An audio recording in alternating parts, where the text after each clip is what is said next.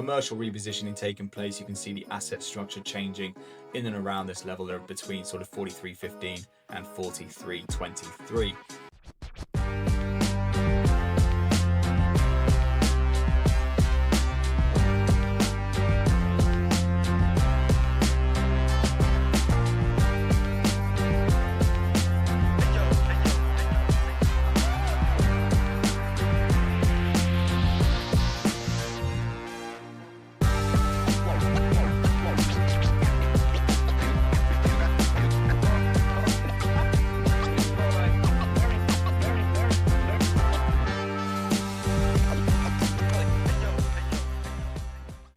Good afternoon, ladies and gentlemen, and welcome one and all to this afternoon's Markets Now session.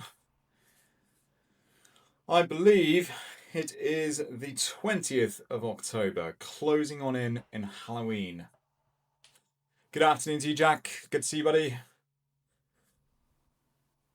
I've already been made aware a number of you guys will be catching up on this one in a couple of hours' time due to various circumstances. That's fine. But it's one hell of a storm over London today. The house has been blasted, and the office up here has been it's been loud actually, with the wind and the rain crashing against the place here. So not very nice at all as we head ever so further into the winter season. Oh yes, FYI, I just want to get this out now before we get going as well. The gold trade from the market report today, it has triggered. Okay, it has already triggered, so please be aware of that one. Some of those trading opportunities this week, I've decided to go for a more intraday style, and so that was really based consciously on the fact that we don't have much going on in terms of our fundamentals. We don't really have anything other than US government shutdown and several geopolitical topics shaping market sentiment at the moment, which ultimately means trading volume may yet again be reduced. But make no mistake, we can still get an absolutely cracking week out of the markets, given last week we took 6.81%, which was insane. But that's actually a good segue into where we're going to be about in a moment. So let's get going with the market report then. So the market report this week, again, it was a bit lacking in the fundamental department, to be honest. A bit of a shame, but you know, we're trying to make do with what we've got right now, and with the quite, I suppose, unusual situation that the US finds itself in at the moment. I mean, you know, well, look, I won't even continue down that line. Actually, what I will say is, regardless of whatever the hell's happening around the world, there's money to be made, and that is, I mean, last week was a true testament to that. So across the three main asset classes we trade, 56% was owned by indices, 25% forex, and 19% commodities. 6.81% realized growth last week. Absolutely incredible. Really, really good going. Tuesday, we had 1.8%. We had an incredible Wednesday, which was at 2.7. I think 2.7 or 2.75% on Wednesday. Thursday coming in nice and modest at about 0.7, I think it was, 0.65, 0.7% return.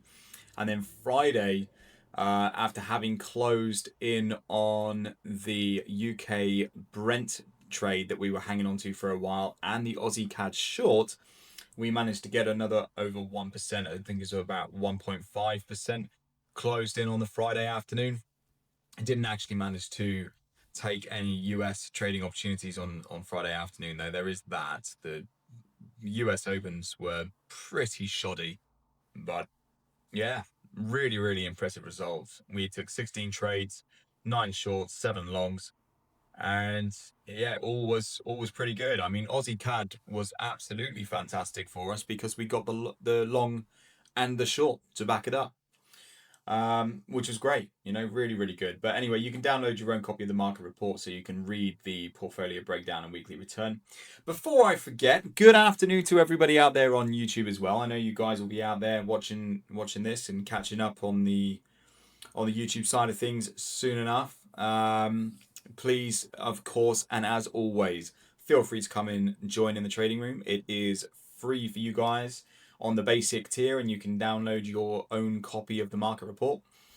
But yeah, without any further ado, let's get going. So, portfolio metrics so far: the annual return rate is at 133.39%, which is going really nicely. It is coming to a little bit of a slowdown as we come to the year's end. There's no way in hell we're going to see a 200% annual return. But I think, if we can close in on maybe 150, maybe 165 over the course of the next couple of months, that would be immensely impressive, and I would be very, very happy to see that consistency get pulled through. We've also got a 2.7% risk reward ratio over the total portfolio so far, which is great. The monthly average is at 13.3 with a weekly average at 3.2. It'll be very hard to shake those numbers now with how much with how much we've managed to accomplish this year so far. Hello there, Coratim. Good afternoon to you, sir. So looking down at the trading volume then, again, there's not really any notable call outs. We are selling more than buying in the markets at the moment, but not by much. And then the UTCF return comparably against the industry averages. Well, we've pretty much smashed them out of the park, I think. The S&P 500 returned 3% last week, which is pretty good. Pretty strong week for the Standard & Poor's. UK FTSE lost another 2.36%, following the week prior to that as well, which was another minus 2% week for the UK FTSE. So it's having a bit of a rough time at the moment there. So as we delve down into the market trends and opportunities this week, we have some pretty tasty intraday trading opportunities. Now, as I mentioned at the beginning of this session today, I've decided to go down the intraday route and not post the daily chart analysis because of the context that we find ourselves in at the moment. The markets are not coming out with the sweeping moves. And before you say, hang on a minute, what about nat gas? We'll come on to that one in a moment, because it's been a mind-blowing stuff for natural gas this week. I think it's currently up at 9% growth today alone. So incredible starts for natural gas. But in general, we have seen a lot of slowdown, a lot of things tapering off, and a lot of the major moves have been somewhat stalled whilst there is so much risk in the market at the moment, and individuals basically, tentatively waiting for the next big bad thing to happen. So there is a lot of that. My belief here is that if we can sort of set ourselves up with some more intraday trading opportunities, it will limit our exposure in market, and so therefore we'll be able to get in and out a little bit more consistently and with a better batch of trades. Now, make no mistake, the trading opportunities that I've provided for this week's market report are still quite long. I mean, you're still looking at wide trading margins. The NAS 100 is the one with the least amount of room to go before a target is achieved, and that is actually coming back up to the all-time high. So as you can see here in the top left of the screen, you are just looking to clear down a relatively small margin. The Aussie dollar has got trading opportunities on both sides of the median at the moment. Now, it's looking really good and well positioned to accomplish either a continuation to the high or a rejection back down to the low. So this week, Aussie dollar definitely going to be in the limelight for me, from the perspective of the FX market. With some really decent criteria in there as well. I mean, we're looking for a break close retest. It is a daily setup, so on the 15-minute time frame, naturally it will be a BCR above the median for that continuation up to the highs. But for the short, it's going to be a break of structure, and that's basically where the price line is in this print here. And this high we come across, we got these highs, these lows, and you can kind of see the zone which would run straight across there. Now that would be the breaker structure for a bearish trade idea. We'll come on to that, of course, in a moment as well. But that's what I'd be looking at there. Moving down, then we've got natural gas, of course, which is going to be it's going to be excuse me, certainly on a few people's minds at the moment. Absolutely ridiculous gap up this morning when I got back to the charts. I mean, the open price was at 8% up from where we closed off on Friday evening. There are a couple of things. One is easing tensions, and I don't mean the big elephant in the room in the Middle East, but there's other geopolitical situations going on there which control natural gas, and some of those are being smoothed over. That's the term I was looking for. But also there is a big revision in the US weather climate for the next few months, and it's been a big revision down. So they were looking at things being quite warm and quite a mild, at least initial winter season, but now they are actually they've now revised that, and they are expecting things to be a lot cooler than anticipated, which of course, as I have been dragging on about for the last 3, maybe even a month now, controls natural gas. The cyclical cycle of weather will control the demand vacuum for natural gas, and that's really what we're waiting for.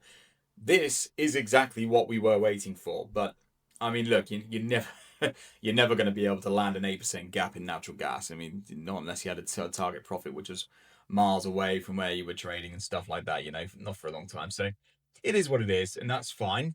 But it is broken structure now, and we do need to prepare ourselves for the eventuality of a continuation to the upside. Now, even though we are looking very long green and strong on natural gas, I have got the big arrow indication, obviously leading you guys to believe that I am expecting a short. And I am expecting a short sell because I want to see the gap closed. We see this a lot. This is not a rarity. This is a common factor, a commonality in the markets. So we have a really, really big gap up like this. Eventually, some way, somehow, the gap will generally get closed. So as soon as the gap's then filled, we can then look to invest, get the money at work, and look to buy back in. I mean, even taking a trade idea, if we make the money on the short, we can put the same money back in a long from down at where I've indicated, where the little cursor is here. And we can double our money up, and we can just take it back to the previous highs. I mean, if we go from there to there, we are taking another 8% from natural gas. We're going to take 8% if we win the short. So there's a lot of money that we can really be making, I suppose, in this particular area with NG at the moment. So I am looking forward to getting stuck into that one. And then the fourth and final instrument is, of course, guys, it's gold. And not that I'm looking specifically for the gap setup, because there is no gap, but the setup itself does look quite similar to natural gas, in that, the kind of available trading margins, where price is currently trading, etc., so on and so forth. It's just kind of roles reversed. So we're looking to short the natural gas back down to the lows here, and we're ultimately looking to get the bid above this point of structure back up to the previous highs. So it's almost like this is what natural gas could look like after it comes down, and it comes down to these lows and then continues trading higher again. Now, gold is already well underway, team. I did give you the call out inside the Traders Lounge, so that's obviously UTC Trader specific. So yeah, the call out was there for you this morning, and it's going really well at the moment. I mean, I'm watching the chart right in front of me, and the price is really rallying. We're about 40% of the trade done already. We're coming up to around the median of the margin at the moment. Probably would be expecting from this stage to find a little bit of resistance before the asset continues on its journey to the upside. So that's ultimately that. So continuing on then. Market challenges this week. News catalysts versus price bias. Now, I usually love getting stuck into this, but unfortunately we don't have much to get stuck into. We are looking at the latest figures, US Consumer Price Index figures down here. And that is as a result of them not being released due to government shutdown antics last week. It should have been released on the Wednesday last week, if I'm not mistaken. Maybe it's usually a Wednesday. I think it was the Wednesday last week. And these got postponed until this Friday. I have checked the calendar. They are still coming out on Friday as of the time of this recording, or live event, shall I say. So we're just going to have to hold tight and hope that they do get released. And that's the only thing this week. That's the only thing coming out this week. It has thrown out an 8 out of 10 on an 8 out of 10 in terms of how much it's going to be impactful to the assets that we're looking to trade. Down though, and I don't want to skip anything here, but just down here to the actual economic impact scale, it's a 9 out of 10 in terms of broad market impact. So do expect a big event. I will be doing my best to provide this in the format of a live CPI trading event. It will be a serious piece of show for you guys out there who like getting stuck into the news events and news event trading. So please be aware of that one and don't miss it. It's going to be at 1 p.m. on Friday afternoon.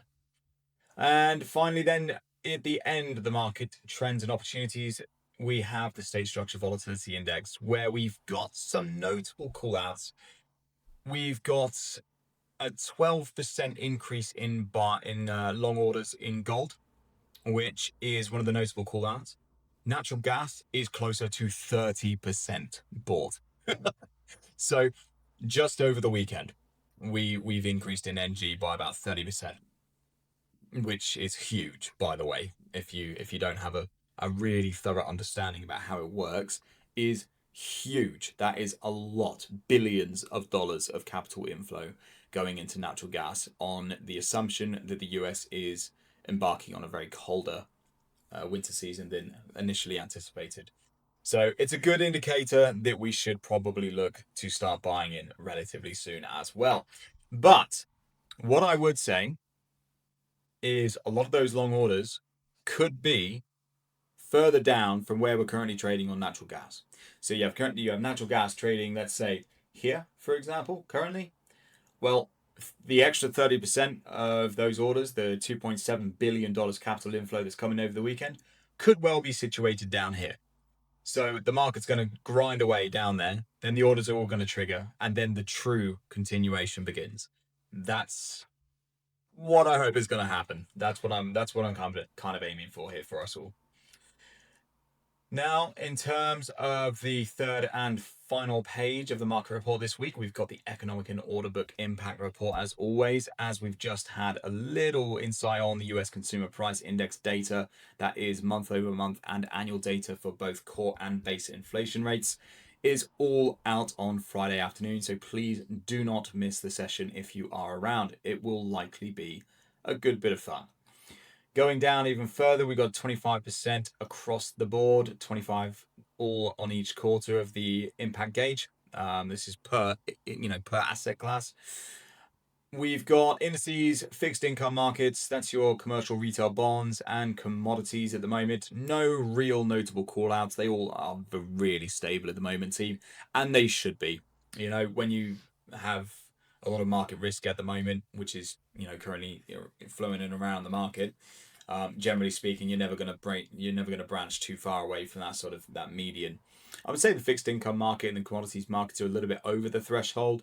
Indices are well within the sort of median limits. Commodities 61%. That's probably encroaching on quite bought at the moment, and it doesn't come as a surprise, I suppose, with the additional capital inflow that we've had over the weekend. Now into equities in focus. I would like to say that DKNG and Riven have been in here before and they have done very well. I believe if you bought into DKNG in particular, which I think was on, I think it was about 6 or 7 weeks ago, it's risen about 28%. Again, don't quote me on the exact figures, but it's risen quite nicely from that point. So yeah, going well. The spotlight equity of the week is Palantir Technologies, which again is one of my favorites, a low cap stock as they usually are. Doing very, very well at the moment, continues the trend that it's been on. And so please, by all means, go and check it out. And then we've got institutional buying interest by sector over here. Technology, that is non-artificial intelligence technology, by the way. So standard tech takes the first place, 2.8 billion. Financials is still holding second at 2.6. Energy markets has come in third at 1.9, and consumer retail has got 1.1 billion. So that pretty much marks it up for the report this week, ladies and gents. If you could be so kind as to just listen quickly to this amazing disclaimer. The information provided in this market analysis report is for informational and educational purposes only and should not be considered as financial advice or a recommendation to trade or invest. Trading in the financial markets involves significant risk and may not be suitable for all investors. So please do your own due diligence. Now, let's get on to the exciting part. Right, okay, cool. So this is where we're at the moment with gold. By the way, we've had a couple of nice big bars. One broke the structure straight into the trade. The second one was a really nice big healthy bar. As anticipated, we are finding a little bit of resistance here at the moment, and this is generally where we see the median of our trading margin. The median's not perfect in this instance, a little bit lower than the 50% point of the trade, but make no mistake, it is the median. This is where we found a bit of a wall, commercial repositioning taking place. You can see the asset structure changing in and around this level between sort of 43.15 and 43.23. I am not concerned by this whatsoever. Once we see the asset breaking up through the 43.27 announced point, we should be pretty much in that clear straight up to the 43.75 target profit, which would then return us a decent 1 to 2.75, which might be a nice way to start the week. Now, that's about it. I'm not going to dig into these too much. I just want to take a quick look at the Aussie dollar because of that breaker structure point, which unfortunately looks like it's gotten ready to go without us. So we've got a nice rejection from liquidity up here. I'm not going to be able to take this one now, guys. It's too far down. But what I am going to do is set up an alarm up here to let me know if Aussie dollar comes back. It would be nice to be able to profit from this opportunity. The other thing I can do is this would be a really nice buyback opportunity to take the market long after it's reached 64.40. So I am going to put an alarm in. Whoops. I am going to put an alarm in there as well. Yeah, and that'll do for now. Natural gas currently at 8.44% growth today. Incredible. It has broke, close, and retest the high, which is interesting. But again, the gap for me, I'm pretty damn sure it's going to get filled. Yeah, I'm going to put an alarm in on that one as well. Be prudent, put alarms in, don't miss trading opportunities. Right, let's get stuck into the US indices then, everyone. So this afternoon, US 30 Dow Jones, our industrial beast, currently trading up 46.35. We've got the high. It's currently trading around 46.37. We're almost there at the moment. I think we drag that one back in time here. It's probably a pretty big point of liquidity. We don't have much of a margin to trade above either. It doesn't look great. Yeah, it certainly doesn't look great. I don't think I'd be looking to trade anywhere lower than that as well. So your true trading margin today sits between A and B. And that's where the action's going to happen for you guys. So what I'm thinking, very aggressive breaker structure point is situated about there. So we can take a short once the market reaches this level and then rejects this afternoon. Alternatively, if the market sells off and then wants to come back, we arguably have a really nice aggressive point there as well that we can utilize. So we come down into liquidity and then we can buy back. So you're really looking for either this point or the one down below, that one. That's what you're looking for. If the market does this and then breaks the structure thereafter, we're good to go. And that's actually looking like a really nice setup there. It's a decent margin to trade on the 1 minute time frame for sure. So I'm going to take a download copy of that. NAS 100, what are we doing? So the NAS 100 trading opportunity this week, we are looking for a breaker structure above there for a continuation of 25.20-ish. Well, 19 really. Today's trading opportunities don't really want to be caught trading inside the daily point there. That doesn't make sense. We've got this level in here, which is a breaker structure point, but it's not the breaker structure point, is it? Too much of a decision point, that one. Let's have a look at the S&P. So we've got the high. Same low as the NAS 100. Unsurprisingly, it is controlled predominantly by US tech stocks. They have an increasing exposure on the Standard & Poor's, as you can imagine, with their wealth increasing. A good margin to trade between these 2 points. We have an inflection point at 66.92. I would be aware of that. We have a nice structural point there. We have another one down at this level, I would say, but it doesn't come without risk because of that inflection point at 66.93. It is a little bit problematic, but I do prefer it than the NAS 100. So what I would say is trading opportunity following the rejection from the high down to the low, and vice versa. So then we look to buy it straight the way back up again, something like this.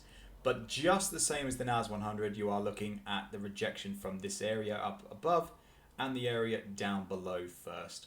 Okay, so we come up, we then reject, execute the trade. We come down, reject, execute the trade, and up we go. Okay, so it looks like we're going to be giving the NAS 100 a little bit of a miss today. That's fine. It's in a decision point currently. The S&P and the US 30 Dow Jones have favorable technical setups. I would say the Dow Jones has the favorable view overall, so it probably takes the number one spot. Widest margin to trade. It's least susceptible to the geopolitics at the moment, the fundamentals of the day.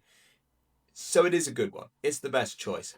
But with the US 30 Dow Jones, it's currently not trading where we want it to be. It's 2 o'clock in the afternoon. We've only got about half an hour to go. It's not a great deal of time for the market to be able to flex and move up into liquidity and then reject. So we're just going to have to see how it goes today. It is only Monday. There's no rush. Got a lot of days left of the week. So we'll see how we fare from there. Right, everyone. Is there anything else that I can assist with? Questions, curiosities around the markets? Anything at all? Or are we feeling ready and raring to go?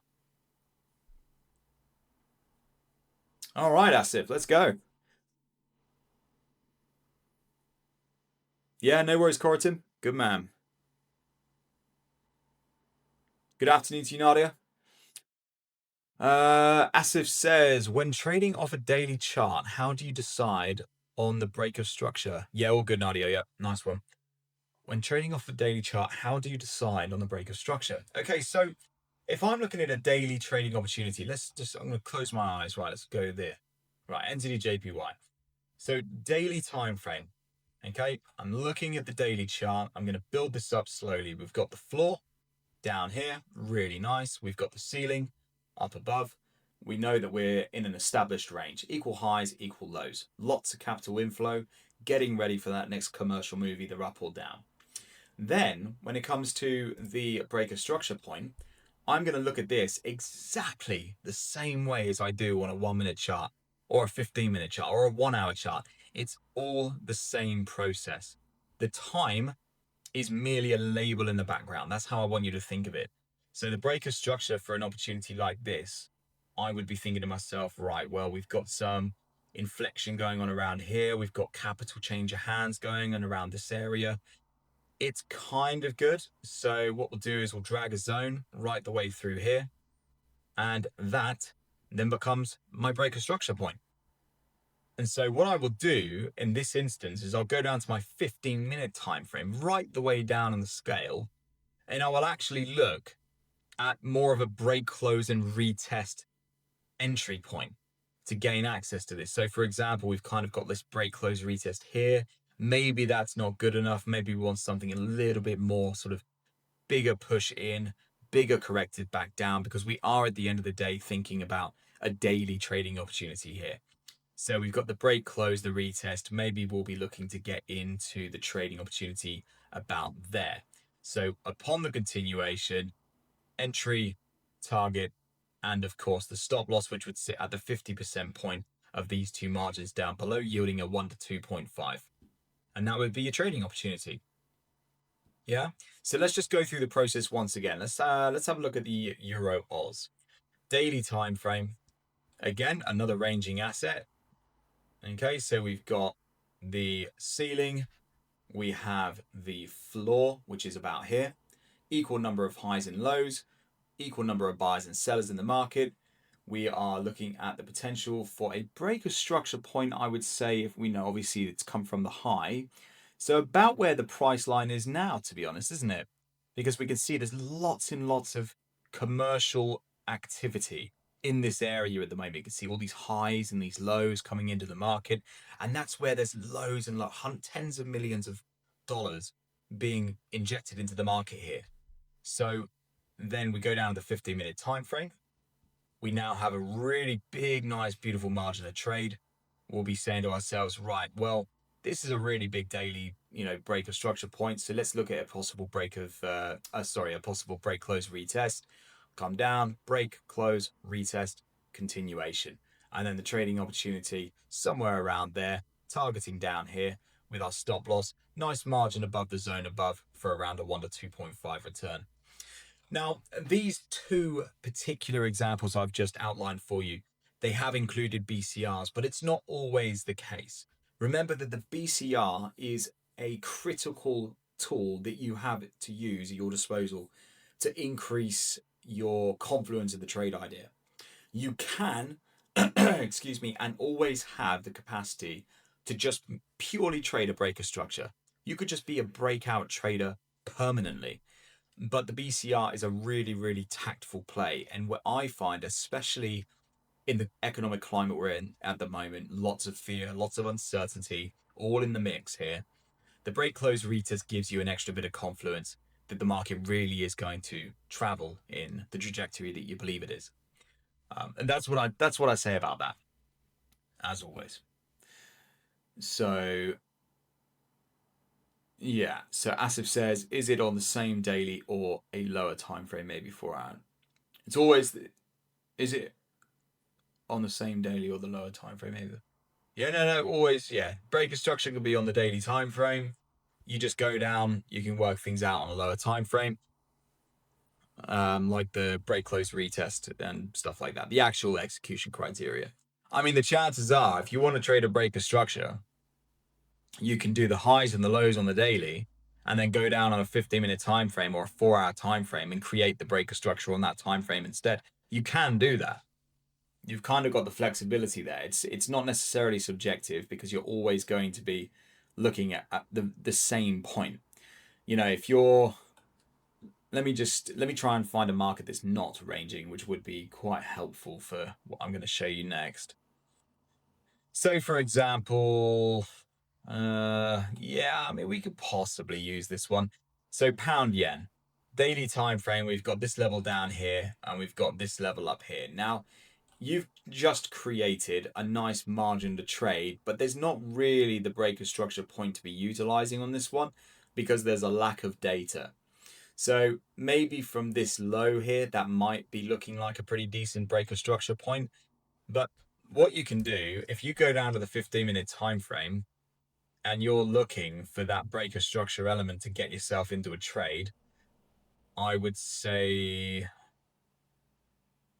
I don't know, maybe, yeah, it's a little bit inconsistent, this pound yen at the moment. It's a bit of a difficult one.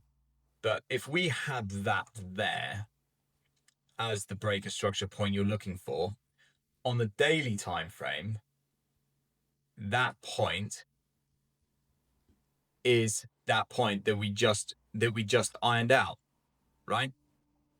So generally what you will see is if you find those big prominent points on an intraday chart, it's still going to be the same on the daily. It's just what you're doing is you're looking at things under a microscope with much, much more detail, rather than consolidating that detail, looking at things in a little bit more of an easier to understand view, which i.e. is the daily time frame, where things are consolidated.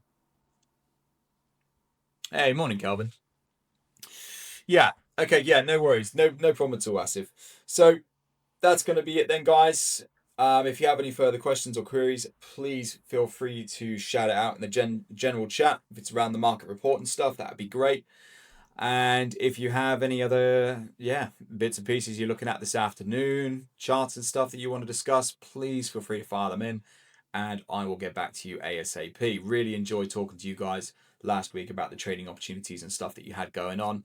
And it's also, remember, good for other members to see that as well, as they will benefit from the breakdowns and stuff that we do together. So have an awesome afternoon. Good luck to you all in the US markets, and I look forward to catching you in the next one. Cheers, guys. Bye-bye.